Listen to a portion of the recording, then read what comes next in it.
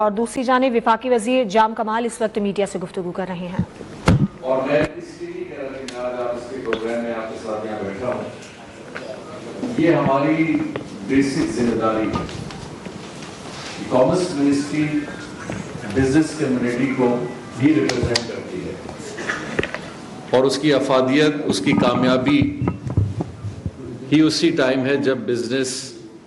Economy, overall trade اور یہ سارا ماحول ٹھیک طریقے سے چلے گا۔ جہاں پہ کنٹینٹ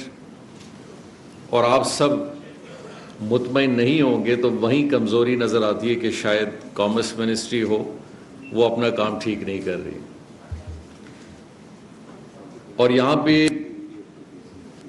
ایک شاید بات اس انداز میں کی تھی کہ کامرس منسٹری اپنا رول اسی انداز میں پلے کرے، تو میں انشاءاللہ آپ سب کے ساتھ اس کو ہم نے ود پریکٹیکل سٹیپس کے ساتھ پروف کرنا ہے، اپنی تقاریر کے ساتھ نہیں کرنا، کیونکہ اچھی تقریر کر کے لوگوں کو مطمئن کر کے پھر کچھ عرصے بعد آنا یہ بڑا آسان کام ہے، لیکن اصل چیزوں کو مد نظر رکھتے ہوئے صحیح طریقے سے ان کو ایڈریس کر کے اور صحیح پلیٹ فارمز پہ اور صحیح ڈیسیجن میکرز کے سامنے رکھ کے ان کو حل کرانا ہی پھر ہماری کامیابی ہوگی۔ ان حالات میں بہت سنگین حالات ہیں اور خاص کر بزنس کمیونٹی کے لیے بہت زیادہ سنگین ہے، جہاں پہ ہم بار بار اس چیز کی بات کرتے ہیں، کیونکہ ان پچھلے 4 سال میں پاکستانی بزنس کمیونٹی نے بڑا ایک ٹف ٹائم دیکھا ہے۔ اس کی شروعات آپ کہہ سکتے ہیں کہ کووڈ سے ہوئی، جہاں گلوبل ایفیکٹ آیا لیکن پاکستان میں بھی اس کا ایک بہت بڑا اثر آیا۔ پھر تقریباً پچھلے 2-3 سال سے ملکی حالات بھی کچھ ایسے تھے، اور اس بات سے کی کوئی بات نہیں ہے کہ کچھ سیاسی حالات ایسے بنے جنہوں نے اس پورے انوائرمنٹ میں ایک مسٹرسٹ بھی کریٹ کیا اور انسٹیبلٹی بھی کریٹ کی، اور ان چیزوں کی وجہ سے یہاں کا تاجر بھی متاثر ہوا، لیکن جن لوگوں کا ٹرسٹ پاکستان پہ ہے اس پہ بھی ایک بہت بڑا فیکٹر آیا۔ پھر الیکشن کا دور آیا، تو یہ پچھلے 3 سال سے مسلسل ایک ایسے ماحول کے اندر ہم رہے ہیں جہاں لوگ ہمیشہ شش و پنج کا شکار رہے ہیں کہ چیزیں کس طرف جا رہی ہیں، اور ایسا ماحول بھی ہم نے دیکھا جہاں لوگ یہ بھی فورسی کر رہے تھے کہ شاید پاکستان ڈیفالٹ کرے گا، اور واقعی اس طرف نشاندہیاں ایسی چل رہی تھی جہاں لوگ ایل سی بھی نہیں کھول سکتے تھے۔ بہت ساری چیزوں پہ ہم نے امپورٹ اسی لیے بین کر دیا تھا کہ شاید ہمارے پاس ری پیمنٹ سٹرکچر ہی ایسا نہیں تھا، ملکی ذخائر ایسے نہیں تھے، لیکن الحمدللہ وہ بھی ایک فیز تھا، وہاں سے بھی نکلے،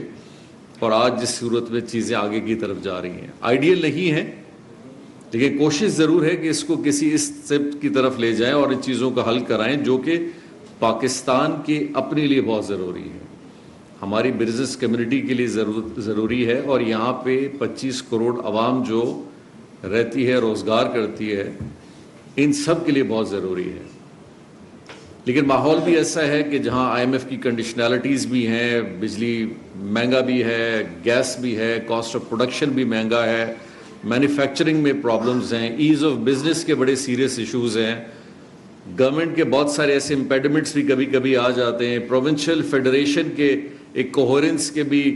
فیکٹرز آ جاتے ہیں، تو یہ ساری وہ چیزیں ہیں جو ایک انسرٹنٹی ڈیفینیٹلی ڈیولپ کرتی ہے۔ لیکن یہیں پہ پھر ذمہ داری ایک سرکار کی ہے کہ اپنا کام کرے اور ان ساری چیزوں کو ایڈریس کرے، ان کو حل کرے۔